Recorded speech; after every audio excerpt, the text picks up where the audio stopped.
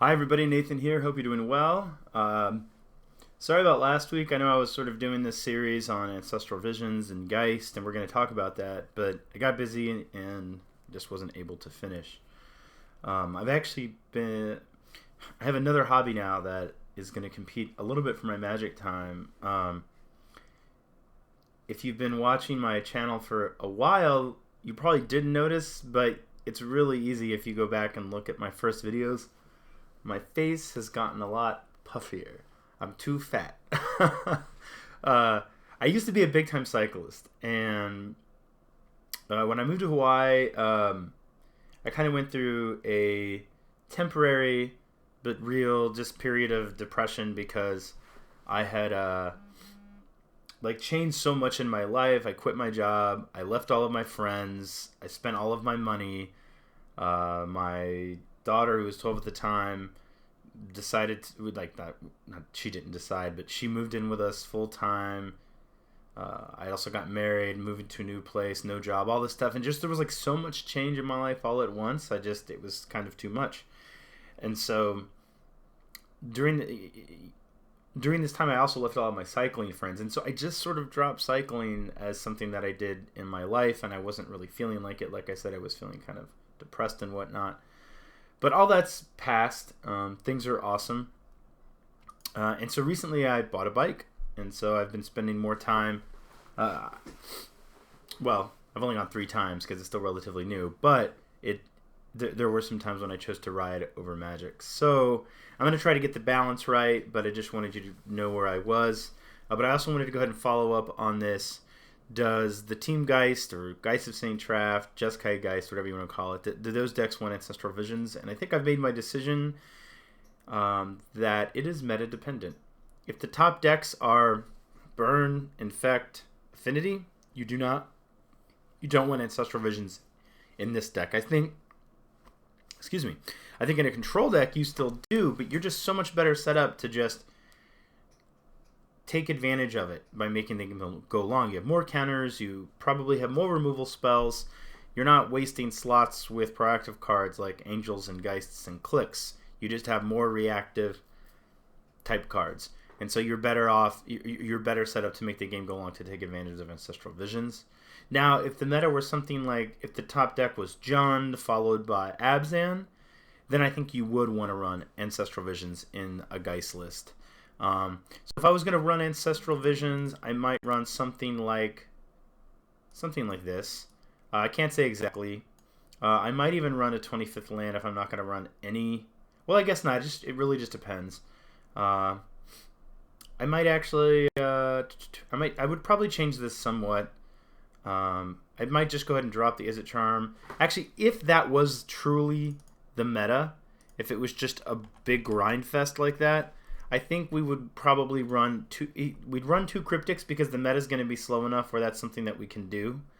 And we might just do something like this. It's hard to say. We might just go back to the 2 Leaks, 2 Remands, 2 Cryptics. We might even find a way. Actually, what else here? I might actually just cut one of these for a top end card. Now this is hypothetical, right? This is if the meta was truly, if the meta was in a place where we wanted to run Ancestral Visions, but we still wanted to have proactive cards, we might do something like this. I would like to get a 3rd Restoration Angel in there, but obviously the Cryptics, if the meta is going long, Cryptics are going to be better. If our deck is a little bit more set up to go long, Cryptics are going to be better. But I don't think that's where the meta is. I think, actually, I'll just pull it up really quick. These have actually switched from the last couple of days. But we're looking at Affinity, Infect, and Burn being some of the most represented decks. That's, if you just do the math quickly here, 13, 17.58. So 18, almost 20% of the decks are Affinity, Infect, and Naya Burn. And granted, I'm obviously talking about online meta. Now, Jund's there, obviously. So we want to have cards for that. But and there's obviously even Burn is actually even a higher representation. So if this was bundled with this. I don't know why they're not. Let's just take a look at them really quick. Okay, so there's some change, but I would still call either of those burn. So burn is actually 4.46 plus 2.36. That's 6.467683. So it's anyway. My point is it's almost 7%. So it's actually technically right in here. So yeah, top 3 decks definitely Affinity Infect, burn. Don't want to have Ancestral Visions in our deck against those. We just want Serum Visions for selection. So that's my decision, my consensus, if you will, on the Ancestral Visions debate. Where the meta is now, I'm not going to run Serum Visions. Now, as far as this list, I've actually been like surprisingly pleased with Izzet Charm. It's been rare that it's just been totally dead. You know what I've noticed is when the game goes longer, so like the first ability is dead, and maybe you don't need the second ability. I've actually, even though it's card disadvantage, I've used twice now the draw 2, discard 2 to great effect. I had like 6 or 7 lands in play. I had a couple lands in hand, and you know, I had like one more fetchable land in the deck. Those didn't get any. They were completely dead. And at one point I drew Izzet Charm and was able to cycle them away. In another game I had just kind of been holding on to the Izzet Charm because I hadn't had a good use for it. And I got in the same position and I was able to, you know, use it to get rid of those 2 lands. So I was pretty pleased with that. I'm running 4 Serum Visions right now. I keep going up on this spell. I'm not sure still. Like I've been in more situations where I've seen a lot of visions. And since I've been testing the 4, it actually hasn't necessarily been a liability yet. But I could make a case for this being something else. If I had to just look at all of these cards, decide what it was going to be, I might make it a 4th Restoration Angel. It's another proactive card in the deck. It's another card that interacts favorably with Geist. It's another card that in longer games can help us gain extra value by bouncing Snapcaster Mages or clicks. So it might be that. I don't think this is necessarily the meta for like main deck Karanos or Batter Skull. It could be some. I don't think we're looking for that top end card. So that might be what I end up doing. We'll see. I've decided to go ahead and run through a daily, and since I'm actually pretty sure that I want Izzet Charm, I decided to try something else that I've tried in the past, but I just wanted to see where I thought it was now, and that's Logic Knot. So I believe this is the list that I'm actually running at present. Went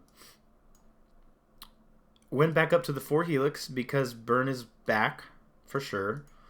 I think I'm running this sideboard. Went ahead and put 2 Core Firewalkers in because I just, you know, it used to be that whenever I'd play against Burn, I was like 80% to win. And if there's going to be a lot of Burn, then I want my overall win percentage to improve by making that matchup as close to a victory as possible. Now, one thing that I have considered is Timely Reinforcements. This card. It is still really, if it resolves and they don't Skullcrack it, it's great against Burn. Potentially even better than Core Firewalker. The reason I don't like it is much more difficult to ensure that you're going to gain life by casting a 3-mana sorcery than it is by just putting a Core Firewalker into play. But it has relevance against other decks. Against decks like Jund, it's not a bad card. If you're behind and, it's like, if you're behind in your life total, they have a Goyf out. Casting Timely Reinforcements is totally reasonable. It's pretty good against Liliana. It has more play against more decks than Core Firewalker. And while Core Firewalker is great, I hate that it's just for Burn because you need so many different sideboard cards. So I'm also running 2 Spell Snare, and I cannot decide what I want to do with this because this is what I want to do. What I kind of want to do is just run a 1 of Spell Pierce. I don't need to show you know what Spell Pierce does. Let me find it. What I really want to do is this. But there is a lot of snare targets. I just hate... I really don't like having narrow counter spells. Like Mana Leak and Logic Knot are a little different because they can counter everything, but there are times when Spell Snare has just sat in my hand as a dead card, and I hate it. There's been times where I've drawn 2 Spell Snares and used one and then didn't use the other one. That's why I've, like, as far as Spell Snare and Spell Pierce go, I know that Spell Snare is a great meta decision. It's just that I don't like drawing too many of them, and sometimes I think this 1-1 split might be best. But I'm, for now, in the league that we're going to go through, I am going to run 2 Spell Snares. I'm going to go ahead and run this list here. I'm also trying a Surgical Extraction. One of the reasons I'm trying Surgical Extraction is for decks. There are just some decks where if you can extract a certain card, it makes the matchup a lot better. And I've been running a Rest in Peace, and I've been really happy about it because it's just been, the decks where you're actually bringing Rest in Peace again in against, it hurts them so much more than it hurts your Snapcaster Mages. That's decks like Living End. That's decks like Storm. It's also been great when you encounter the various like random Loam decks, stuff like that, to just shut them down. But even against, like, say, a Loam deck, which is something that, the way those decks are set up, you can usually struggle with. You can take their Loam. One thing I was thinking about one card I was thinking of a lot is Ensnaring Bridge, because that's basically how we lose that matchup usually. It's we lose to Ensnaring Bridge. So if you can ever end up Surgical Extracting the Bridge, that's totally reasonable. I'm actually not running the Pithing Needle. I just had to make additional cuts for things, although I've been a big fan of Pithing Needle. I think it's generally underplayed. I have a Wrath of God, one because Etch Champion is back. I need a way to kill Etch Champion. I've said this many, many different times. The matchup against Affinity generally comes down to Etch Champion.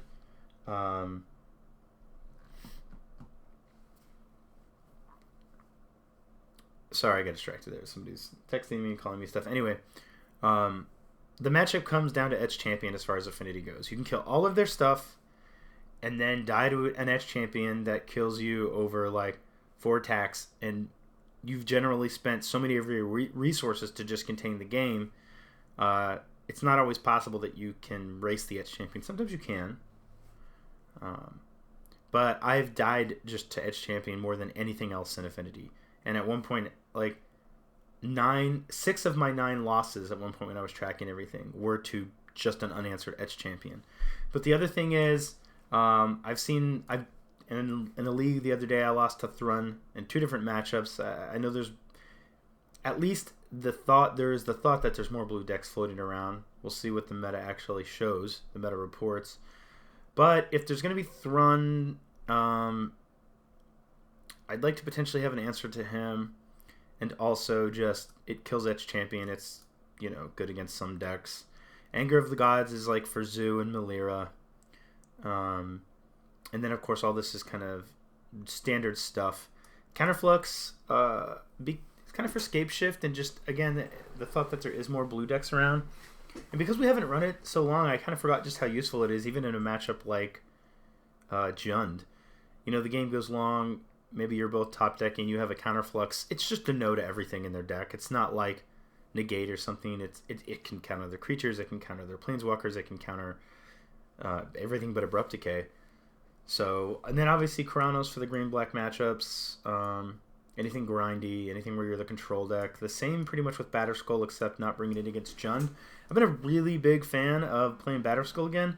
It's just that the matchups where you're the control deck, being able to play a Batterskull and then just start gaining a bunch of life and putting the game out of their reach is oftentimes just better than playing Karanos. I mean, Karanos helps you manage the game and it eventually wins it, but Batterskull eventually wins it, but also just pads your life total and makes it less and less likely that they're going to draw a way to kill you. Alright, so that's just sort of a quick overview of the deck. The first round I actually recorded last night. And I'm just going to actually do a replay of it for you guys. So give me a second and I'll pull that up. Okay, so this was round 1 of a league that I just entered with the list. That's the one with Logic Knot, not Is It Charm. The list that we just went over. So let's step in here. We were on the play. This hand looked exactly like the kind of hand I'd like to see in this deck, assuming we're not playing something like combo. We have a Geist of St. Traft, and we have all of the tools to clear the way for him. So, obviously I kept. Decided to just lead with a Flooded Strand, knowing that I could get a Hollowed Fountain, put a Mountain into play, kind of have all of my colors ready, cast a Helix if I wanted to on something. Opponents on Rug. The two Rug lists that I've seen on Magic Online lately are like Rug, Midrange / Control, something like that. You see Cryptic Commands, Tarmogoyfs, stuff like that. Value creatures like Huntmaster. And you also see like Rug Moon, I guess you could call it. I guess this is Temur, right? But in either case, either of those matchups, I'm happy to have Geist of St. Traft. So as planned, we just got our Hollowed Fountain, played our Mountain, and at this point, when I saw the third bolt, I realized, okay, so we're in a position where our opponent probably doesn't play a lot of creatures that interact favorably with our burn in any Rug list. You know, maybe they, like I said, Huntmaster, but it's technically a 2-for-1. If they're playing Thragtusk, it's not great. But mostly it's just these don't do anything with Goyf against Goyf is my thought. And since I know I was on the Geist plan, I sort of felt like, well, maybe I can get him to counter a burn spell at an end step, and if not, at least I can start whittling his life total away. And my thought, the plan is just do something with the cards that I have to further my game plan. Don't just completely play draw go. And if I am able to resolve a Geist, he has a lot less work to do if I've gotten some incremental burn in. So that being said, I thought, okay, well, I'll go ahead and Helix, because if he spell snares it, then I can safely resolve Geist. If he does nothing, that's good for me. And it just uses my mana more efficiently than Bolt.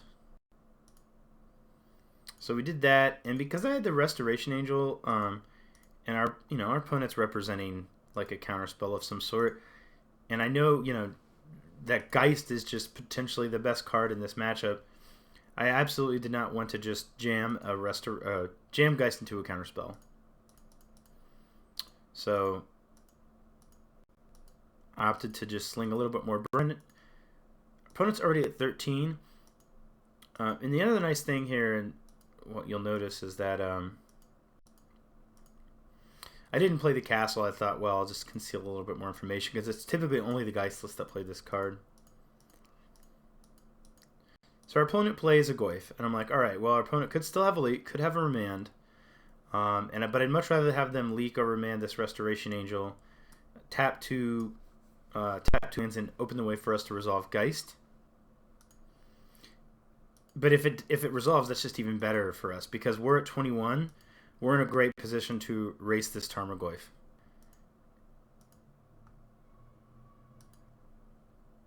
So I think if our opponent had an answer, he probably would have, had a counterspell, he probably would have played it. So obviously we're just going to attack, and the game's looking to be pretty well in our favor. We're at 10 life, our opponent's at 21, and now we're just going to go ahead and slam what I hope to be our trump card here. The fact that our opponent is attacking with a Goyf means that it's really likely he has another one. If I had more white sources, I would have at least considered activating Engineered Explosives, blocking Tarmogoyf, and then bolting it end of turn.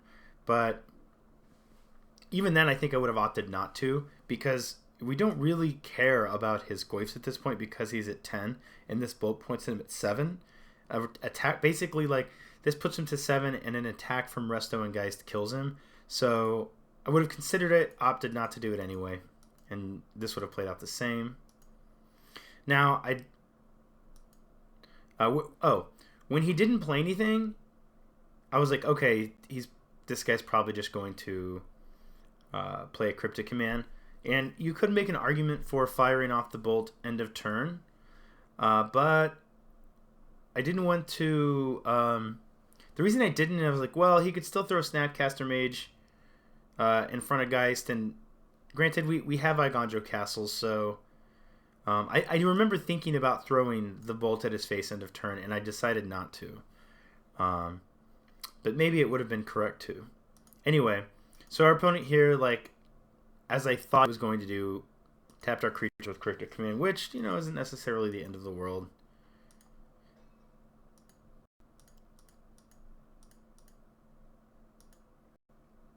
And also here, because it looked like obviously our opponent was going to go for the double bolt, I thought, man, maybe I should just go ahead and Helix and bolt the opponent while he's tapped out.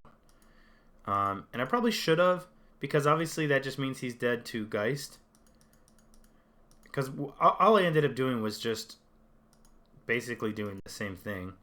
I was like, okay, so our opponent hasn't had any counters thus far that we've seen. He's at 10. He's dead to a guy. Like, if we can deal 6, then he's dead to the angel in the air. So I just went ahead and went for it. And at that point, our opponent conceded. So if it wasn't correct to bolt at the end step before he played that Cryptic Command, it was certainly correct to do it when he was completely tapped out, knowing that he probably can't answer Geist. He's probably dead to an angel, and he doesn't have, like, typically he's not going to have removal to, like, kill an angel with one spell. So he's already used 2 spells to kill Restoration Angel. So he's probably not going to be able to deal with the angel from Geist. So I think the correct thing to do there would have been to just, when he tapped out, to kill our angel, would have just been to Helix and bolt him to for sure that they resolve. Because he could still easily have a spell snare, which puts us in a more awkward position. We just want to make sure that this Geist attack is lethal, and that would have been the way to do it. But as it turns out, even though we might have been able to play a little bit tighter, it got the job done. So let's pull up game 2. Actually, before I pull up game 2, I thought I'd look at how I sideboarded.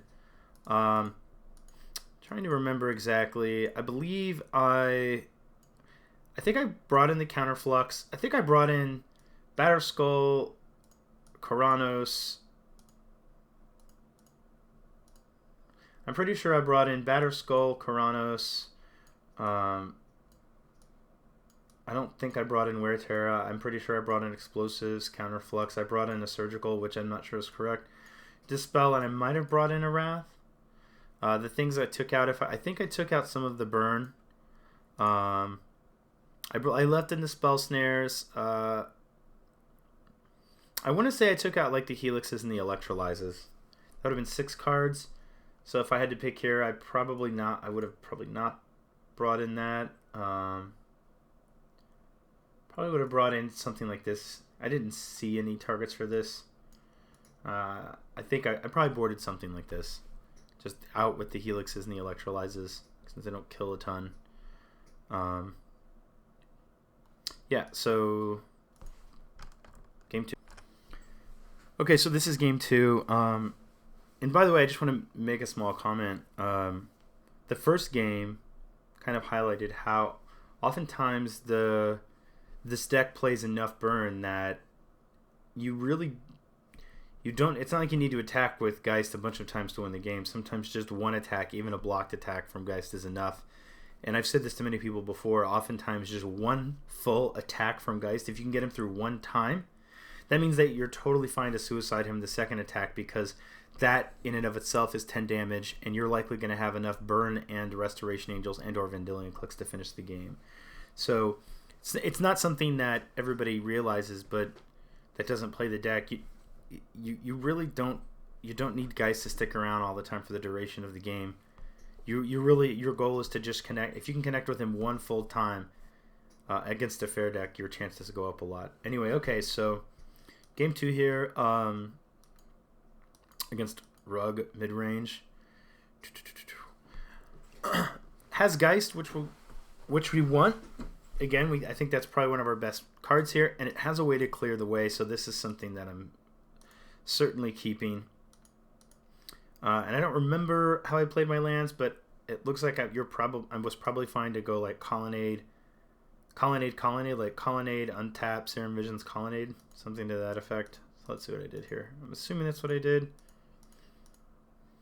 Even if, by the way, they bring in, we didn't see snaps. I'm assuming he's playing them. But even if they have snaps, unless it's a specific type of deck, I don't think Surgical was right to bring in here. Because if you go like, if they go Snapcaster Mage, target a spell, and you remove it with Surgical Extraction, you're trading a card for nothing, really. Because you got rid of a card in their graveyard. It's different when you remand that card because you draw. But I don't think Surgical was right here. Okay, so, yeah, we went land, Serum Visions,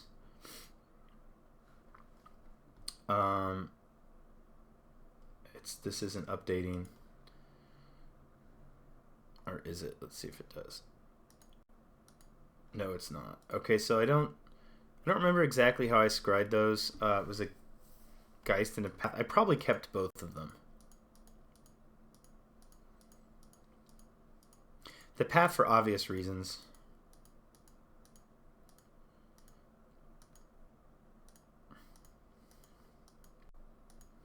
So here I'm trying to clear the way of counter spells, or just clear the way for Geist to resolve so that we can try to win the game with him.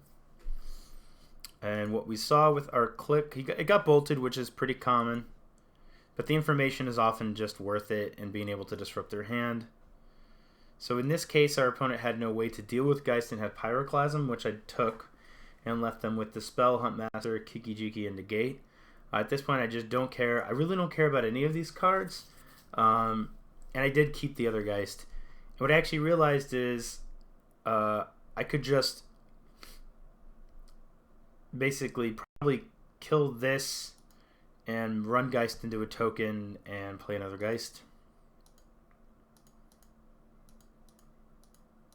Yeah, so I kept the Geist and the Path and fetched up an island and Serum Visions again. So actually, like, putting a Geist into play and then Serum Visionings is really good, I think, just because it's like, okay, well, you're going to set up your next draw. And ideally, you put like a removal spell that you know you're going to need to make sure that Geist gets through. So pretty productive turn here, I think. I'm sure I know I kept the Bolt. I think I put the Sulfur Falls on the bottom. So I totally expected our opponent to play the Huntmaster. Seems like the best thing to do. And I know he has a Dispel, but again, Geist kills so quickly that oftentimes it's just worth it to just do whatever you have to make sure that he can get through. Now we have a second one, so I play this a little differently. I decide to go ahead. I made one mistake, which was fetching first. I telegraphed what my play was, and that was as soon as I fetched, I was like, oh, I should have waited. Because what I wanted to do here was basically, I don't want to give him a land if I can help it. So I go to Path, the Huntmaster, knowing he's probably going to dispel it. Which, you know, I want him to dispel that one because I'd much rather like actually have the Bolt connect with the Huntmaster than the Path and give him a land. So here I realized that we could go ahead and kill the Huntmaster and do what I said. So he dispels. There's no reason to wait, so I just bolted the Huntmaster in response. So he doesn't get the land. Run Geist into the Wolf, and then follow up another Geist.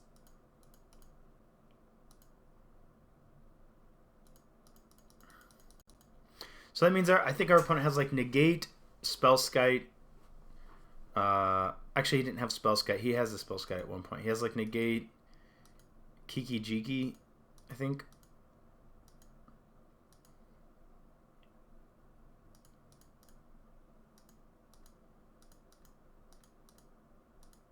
So here I'm happy to just attack, and if he like flashes in, basically anything that he could flash in, I can probably take care of with the Electrolyze, which I was able to do. Just doing one to the click, one to the Skite.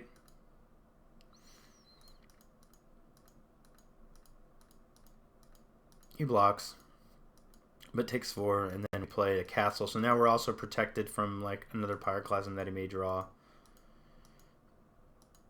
And, oh, obviously we're also protected from Kiki-Jiki being a blocker.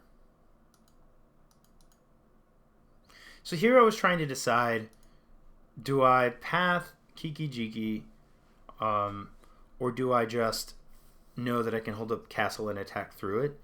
So what I decided to do was try to prompt a reaction, and what I was hoping he would do is just like make a copy of Spellskite and use that Spellskite to redirect.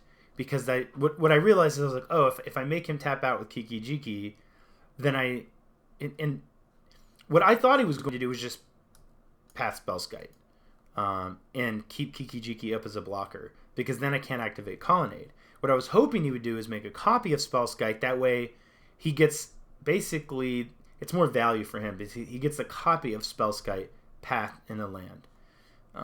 But I just wanted him to tap Kiki Jiki so that I could get in for more damage. But he actually did go for the value play, which is, I mean, it's hard not to.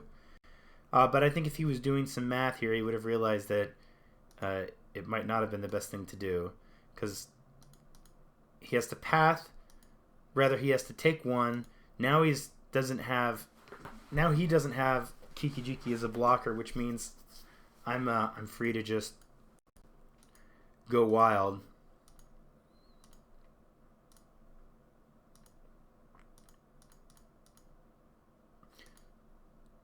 I also wanted him to tap his land. I forgot, because I was like, okay, could he run like a Rending Volley? So this just meant that we get to get a nice clean attack with Colonnade and Geist in.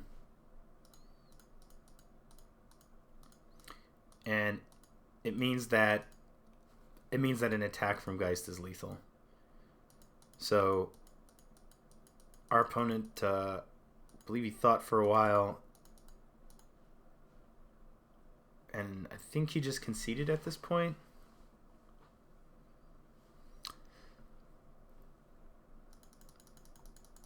The game seems to have stopped.